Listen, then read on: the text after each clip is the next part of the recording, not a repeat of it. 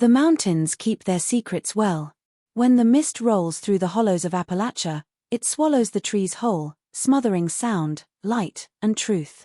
Somewhere between the rusted ridges and the long-forgotten coal roads lies a valley that does not appear on any map, a place locals whisper about but never dare to name. They say even the animals won't cross it. It was in that valley that the Graven family built their homestead more than 200 years ago, carving a life out of the mountain's ribs. The first settlers were kin by blood brothers and sisters who fled civilization, claiming they sought freedom from the sins of the modern world. But what they created in their isolation became something far worse. The woods around their cabin grew dense and strange, the soil heavy with rot. Neighbors, if you could call them that, spoke of odd shapes moving through the fog at dusk, of laughter echoing from deep ravines where no laughter should be. The few who ventured close enough to see the Gravens said their faces all bore the same haunted features: sunken eyes, slack jaws, and skin pale as candle wax. When one drifter claimed he'd stumbled upon a church made of bone and twine hidden among the trees, no one believed him. Not until he went missing. His body was never found, though his horse returned to town days later, trembling and slick with mud that smelled of iron. 4 generations, the Graven name vanished from record, erased by time and silence. But some say the family never left. Some say their descendants still live there, beyond the veil of mist, waiting, breeding, watching. And when the wind cuts just right through the mountains, you can still hear them calling. Would you like me to continue with key point 1, the hidden valley, next in the same tone and cinematic style? The valley was not discovered, it was stumbled upon. Long before asphalt or telegraph lines touched that part of the Appalachians, a group of settlers wandering westward lost their way among the endless ridges. The winter was cruel that year, the kind that broke both bone and spirit. They followed the cries of crows and the thin line of a frozen stream until the trees opened into a hollow unlike any they had seen before. Encircled by cliffs too steep to climb and forests too thick to cross, the place felt trapped between the living world and whatever came before it. They called it the Hollow of Mercy, though mercy would become the last thing it ever knew. The soil was dark and rich, the air heavy with the scent of moss and decay. Deer moved strangely here, slow and unafraid, and at night, the wind that crawled through the pines carried whispers that sounded too much like words. But the settlers were desperate, cut off from any route back, running low on food, and convinced they had been led here by divine will. They built their cabins from deadwood, their walls thin enough for the cold to pass through, and they burned whatever the mountain offered them to survive. In the first months, the valley seemed to cradle them, offering game, fresh water, and a kind of eerie quiet that lulled them into believing they had found refuge. But soon, things began to change. The men who hunted reported seeing their own footprints circling back toward them, as if the forest itself were alive and curious. Children woke screaming, claiming to hear someone calling their names from beyond the trees. Tools rusted overnight, and crops withered even as rain fell steady from the sky. They began to feel the weight of the cliffs around them, as though the valley were closing in, keeping them from ever leaving. When one of the settlers tried to find a way out, he never returned. The others searched for days before discovering his body at the base of a ravine, twisted in a way that no fall could explain. His face was frozen in terror, his mouth filled with dirt and roots. From that moment on, they stopped trying to leave. Instead, they turned inward, marrying within their small circle, convincing themselves that their bloodline would be pure enough to appease whatever spirit guarded the hollow. Over generations, the valley became their world, a place untouched by time, where silence was law and family was the only truth. The outside world forgot them, and they, in turn, forgot it ever existed. The first sin began in hunger and ended in madness. When the snows came heavier than ever before, the Hollow of Mercy turned into a prison of ice. The settlers' food stores ran dry, the rivers froze solid, and the deer that once wandered fearlessly vanished into the white. Nights stretched endlessly, and the screams of the wind grew so human that no one could tell if they came from outside or within. It was then that the eldest among them, a man named Elias Graven, gathered his kin around the fire and spoke of survival not in the way men of God might, but in the way animals do when desperation takes the place of faith. He said the world beyond the cliffs had forsaken them, that the valley was their true blood and only those who shared that blood would endure. In the flicker of the flames, something inside them shifted, and the line between righteousness and ruin dissolved. At first, it was whispered, quiet agreements made under blankets of fear and frost. Cousins took to sharing beds, siblings held each other a little too long, and children were told that love meant obedience to the family's will. They called it keeping the circle unbroken, a twisted prayer muttered to the fire when the wind howled loud enough to drown the truth. Each new union was marked by strange ceremonies in the woods, where they burned pieces of cloth and bone as offerings to the mountain that sheltered them. The valley, once silent, began to hum with an uneasy life, and the forest seemed to breathe alongside them. When the first child of those forbidden unions was born, it was said the air turned still for 3 whole days. The baby's cry was weak, its eyes milky and unfocused, yet its arrival was hailed as a sign of divine approval. They took it as proof that their blood was chosen, that the sickness of the outside world had no claim over them. From that moment, the family's path was sealed. Outsiders who wandered too close were driven off with stones, and stories of ghost lights and strange chanting spread through the nearby settlements. Within the valley, the Gravens grew in number, bound by both shame and pride. They forgot the faces of their ancestors, the meaning of sin, and the sound of language unwarped by secrecy. What began as survival turned into doctrine, passed from tongue to tongue until the act that had once horrified them became their way of life. The hollow no longer imprisoned them, it had consumed them, body and soul, until the family and the curse were one and the same. The birth of the deformed heir marked the moment when the valley's curse became flesh. It was a summer of strange omens, storms that rolled in without thunder, trees shedding leaves as if autumn had come early, and animals found dead in perfect circles around the cabins. The women of the clan whispered that the mountain was restless, that the old ways had angered something older than prayer. When Ruth Graven, barely 17, went into labor, the air grew so heavy it felt like breathing through water. Her cries echoed off the cliffs for hours, joined by the rumble of distant thunder that never broke into rain. When the child finally came, the midwives fell silent. No one spoke for a long time. The boy's limbs were twisted as though molded by unseen hands, his fingers fused into claws, his spine curved like a question. His eyes, a pale and colorless gray, darted from one shadow to another, unfocused yet aware. They named him Isaac, meaning he who laughs, though no laughter was heard in the Graven household for many months after. Ruth's mother claimed the child was touched by God, a divine punishment turned blessing, born to carry the family's suffering and redeem it. Others whispered that he was a mark, a living sign that their blood had gone sour, that what was once human in them was slipping away. Still, none dared reject him. The Gravens had long learned that to deny one of their own was to invite the mountain's wrath. As Isaac grew, the valley grew stranger. Crops withered before harvest, water ran bitter in the wells, and fires burned low no matter how much wood they fed them. But Isaac thrived, crawling before his bones seemed ready, walking before his first words came. The other children feared him. He spoke to no one but seemed to listen to the ground as if it whispered secrets. At night, his pale eyes would catch the moonlight, glowing faintly through the cracks in the cabin walls. The elders began to believe he carried the voice of the hollow within him. Some said they could hear him humming to the earth, and when he did, the forest went still. By the time he turned 10, his face had taken on the features shared by all Gravens yet distorted, stretched thin like wax near a flame. The family bowed to him without understanding why.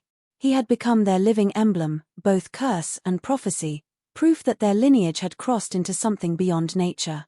From that day forward, every generation of Gravens would bear some trace of Isaac, his eyes, his silence, or his hunger for the darkness that had made him.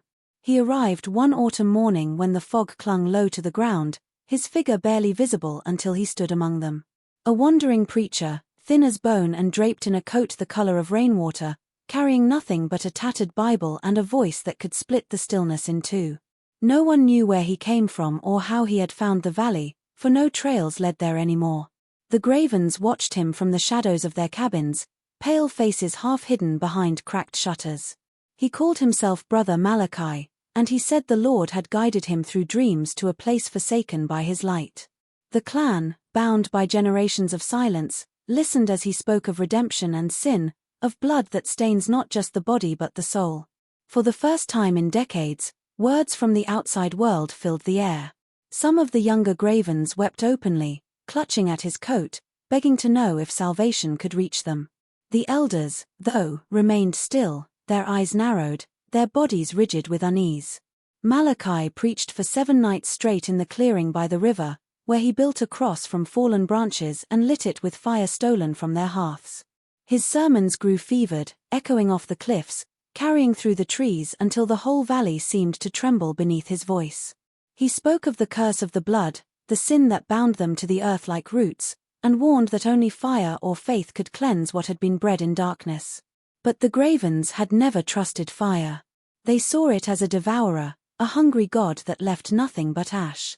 When Malachi demanded that they burn the old ledger, the book where each union, each birth, each sin was recorded, they refused. The matriarch, an ancient woman with hair white as frost, stepped forward and told him that their blood was not cursed but chosen, purified by the valley itself.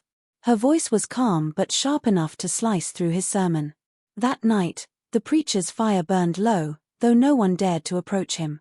By morning, he was gone. All they found were his boots by the river, placed neatly beside a half-buried Bible, its pages soaked and torn. The water was calm, yet some claimed they heard singing beneath its surface, a deep, hollow sound like the hum of the mountain itself. From that day forward, no preacher ever entered the hollow again. The Gravens took his visit as a warning not from heaven, but from the valley, a reminder that no light could survive where their blood had taken root. After the preacher's disappearance, the valley grew quieter, as if holding its breath. The Gravens went about their days in silence, avoiding the river where his boots had been found, pretending he had never existed. Yet something had changed.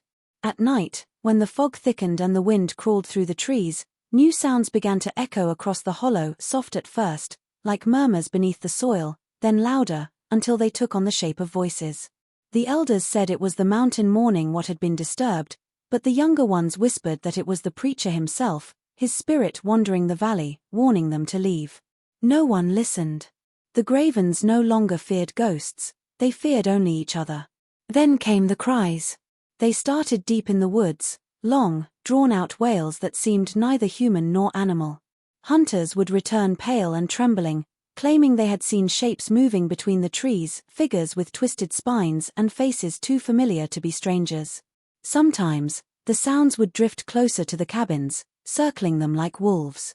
Doors were barred, fires burned through the night, and still the cries persisted. A woman named Marybeth swore she heard her dead child's voice calling her name just beyond the tree line. When she followed, she never returned. Her footprints ended at the edge of the river, the same place the preacher had vanished. As the seasons passed, the whispers turned into a language no one could understand. The trees creaked as if speaking, and the river sang without a current. Those who still dared to hunt said the woods were shifting, the paths no longer led where they once did, and familiar landmarks disappeared overnight. It was as if the valley was alive, rearranging itself to keep the family trapped within.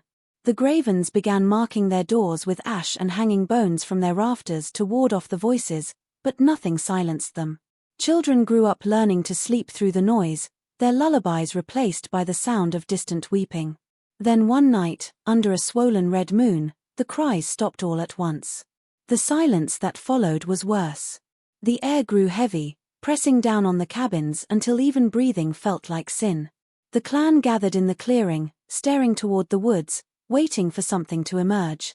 What came instead was a deep, rhythmic hum that rose from the ground itself, shaking the soil beneath their feet. Some said it was the mountain reclaiming what was its own, others said it was the sound of the valley breathing. From that night on, the Gravens no longer spoke of spirits or sin. They knew whatever haunted the hollow was not outside them, it was in their blood, alive, waiting, and listening. The ledger was kept beneath the floorboards of the oldest cabin, wrapped in oilcloth and sealed with wax so dark it looked like dried blood. Only the matriarch knew of its existence, or so she claimed. When she died during a summer storm that split the tallest pine in two, her eldest daughter found the book hidden beneath her bed.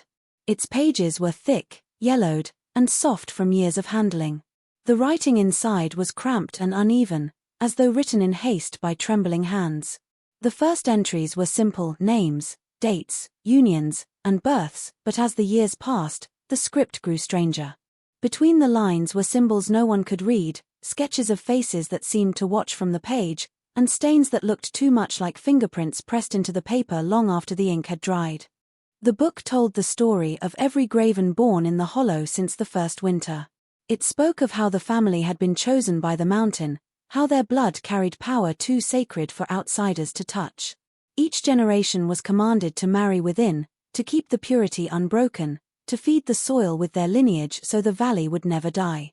The ledger also contained rules, rituals to be performed beneath the new moon, offerings to bury in the roots of certain trees, and the names of those who had defied the blood and vanished soon after. The further one read, the less it resembled a record and the more it felt like a scripture, one written by hands guided by something not entirely human. The daughter who found it, Mara Graven, could not sleep for nights afterward. She claimed she heard scratching beneath the floor where the ledger had been hidden, faint at first, then louder, as if something wanted it back. When she showed the book to her brothers, they argued about what should be done. Some wanted to burn it, saying it was the preacher's curse that had infected their minds. Others feared destroying it would anger the valley. In the end, they chose to keep it, returning it to the same place under the boards, sealed once again in darkness. But something in the house changed after that. The air grew colder, and the shadows lengthened even when the fire was high. At night, Mara would wake to find the ledger lying open beside her bed, turned to pages she had never read. Sometimes, she swore she could hear a woman's voice whispering the names written within, over and over, as if calling them home. The Gravens began to treat the book as they did the valley itself, not with love, but with obedience born of fear. To question it was to invite disappearance, and soon every secret, every ritual, every sin was written into its pages, waiting for the next hand to turn them. When the first government men arrived, the valley had already been forgotten by most maps. They came in pairs, wearing heavy boots and carrying flashlights that cut thin beams through the mist. Officially, they were there to investigate a string of disappearances, hunters, hikers, and one surveyor who had vanished without leaving so much as a footprint. Locals had warned them not to go past the old mining road, muttering stories of families that never left those woods, but duty made them deaf to warnings. It took them 2 days to find the path that led into the hollow, a narrow cut between cliffs where even the sunlight hesitated to enter. By the third night, their radios had gone silent. When more agents followed, they found what remained of the first search party's camp. The tents were still standing, meals half-eaten, and the ground littered with papers too waterlogged to read. Nearby, carved into a tree trunk, were markings, names, dates, and symbols that matched none from any known dialect. The deeper they went, the quieter the world became. Even the insects refused to sing. Then, from the fog, they saw the cabins, crooked structures leaning into the earth, windows boarded shut, roofs caved in under moss and rot. At first, they thought the place abandoned, until they saw faces watching from the shadows inside. The Gravens did not speak. They stared with eyes pale as milk, their mouths twitching as if shaping words they'd forgotten how to form. One of the agents tried to approach, hand raised in peace, but the family retreated like animals, disappearing into the trees with movements too fluid, too synchronized. The air grew thick with the smell of iron, and the forest began to hum faintly, a low vibration that settled deep in the bones. The agents marked the area for further study, though few volunteered to return. Those who did reported strange phenomena, compasses spinning wildly, equipment failing, and voices bleeding through static on their recorders. Some claimed to hear a child's laughter where no child could be found. Eventually, the reports were sealed, labeled unstable terrain and inhospitable zone, and the valley was left alone once more. But rumors leaked through the cracks of bureaucracy. The men who'd gone there changed afterward, speaking less, sleeping rarely, haunted by dreams of white-eyed faces staring through fog. It became clear that the hollow was not simply isolated, it resisted being found, pushing back against intrusion with a will of its own. Whatever lived there, whether blood or curse, wanted to remain unseen, and those who dared to trespass carried a piece of that darkness back with them forever. The boy who escaped was named Jonah Graven, though by the time he reached the world beyond the valley, he barely remembered it. He had been born under an eclipse, when the mountain sky turned black at midday and the animals screamed as though the sun had died. From the beginning, Jonah was different, quiet where others whispered, restless where others hid. He would wander farther than he was allowed, following the river that cut through the valley like a vein. His grandmother once told him that the water led to the world outside, a place filled with noise, light, and people who did not share the same blood. To Jonah, it sounded like salvation. One winter night, while the family slept, he followed that river through the fog. The air was sharp enough to bite his skin, the ice cracking beneath his bare feet as he ran. Behind him, the valley moaned like a living thing, the sound of branches snapping and whispers calling his name urging him forward. When dawn came, he found himself on a logging road miles from the hollow, his clothes torn, his body shaking with fever. A passing truck driver found him wandering and brought him to town. He couldn't explain where he came from or why he trembled whenever someone mentioned the woods. The authorities assumed he was just another lost child from the hills, one of many forgotten by poverty and neglect. In time, Jonah was taken in by a family who fed him, clothed him, and gave him a name that didn't sound like a curse. But peace never settled in him. He avoided mirrors, claiming he saw faces there that weren't his own. Animals grew restless in his presence, and on stormy nights, he would wake screaming in a language no one understood. Doctors called it trauma, priests called it possession. Jonah only called it memory. As he grew older, the signs of his bloodline began to show. His eyes lightened to a shade of grey too pale to be natural, and his joints stiffened in ways that made doctors whisper of conditions they couldn't diagnose. When he laughed, it sounded hollow, as though something else were laughing with him. People began to avoid him, sensing a wrongness that couldn't be named. He would stand for hours staring toward the mountains, murmuring about voices that still called him home. One night, he vanished. His foster parents found his window open, a trail of muddy footprints leading into the woods behind the house. Search parties combed the area for days, but he was never found. Weeks later, hikers in the Appalachians reported seeing a pale figure by the river's edge, watching from the fog, humming softly to the earth like it was answering him. The fire began on a night when the sky bled red over the valley, the air thick with a stillness that felt like waiting. It started in the cabin nearest the tree line, where a single candle burned long after the family had gone to sleep. No one knew whether it was accident or intent, but by the time the first screams rose, the flames had already caught the dry timber walls, licking upward with a hunger that seemed too deliberate for nature. The wind turned fierce, carrying sparks across the clearing, setting roof after roof alight until the hollow glowed like a furnace. Smoke rolled up the cliffs and into the stars, and the trees themselves seemed to twist away from the heat, their branches curling like fingers in pain. The Gravens ran, but there was nowhere to run. The valley that had trapped their ancestors now held them fast, the surrounding ridges rising like black walls against the firelight. Some fled toward the river, only to find it boiling with ash and embers. Others fell to their knees, chanting old prayers, calling to the mountain to spare them as they threw their offerings, bones, feathers, and the last of their bread into the flames. The fire took them all the same. In the chaos, the ledger was said to have been thrown into the blaze by one of the younger men, his voice cracking as he screamed that the curse had to end. The pages burned bright, curling into smoke that shimmered with strange colors before vanishing into the dark. When dawn came, the valley was a hollow of silence. The air reeked of burnt pine and charred flesh, and the once crowded cabins stood as blackened skeletons against the gray sky. Only a handful survived, those who had hidden in the caves along the cliffs or plunged into the muddy banks of the river. They emerged covered in soot and ash, their faces ghost-like, their eyes wide with something deeper than fear. Among them was a child, her hair singed, clutching a shard of glass like a weapon. She said she had heard voices in the fire, not screams but whispers, telling her that the blood could not be burned away. When the flames finally died, the valley seemed almost peaceful, as if it had swallowed the destruction and grown quiet with satisfaction. The survivors fled, scattering into the mountains, vowing never to return. Yet, as the smoke drifted away, a faint sound lingered, a rhythmic hum rising from beneath the ashes. Those who passed near the ruins in the years that followed claimed they could still hear it, faint and steady, like a heartbeat buried deep within the ground, reminding anyone who listened that the fire had cleansed nothing. Something had survived, and it was still waiting. Years after the valley burned, time began to erode the memory of what had happened there.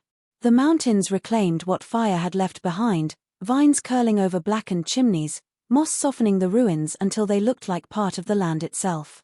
Outsiders spoke of the Graven family in past tense, their name becoming a ghost story whispered around campfires. Children dared each other to venture near the old road that led toward the hollow, but few ever did. Those who did come close said the forest grew wrong past a certain point, quieter, colder, as though the air itself were listening. Birds avoided the trees, and even the wind moved differently there, bending backward through the branches like it feared what lay ahead. Then, in the late 1970s, hikers began to disappear. A couple from Bill, 2 college boys from North Carolina, and a park ranger who had gone searching for them.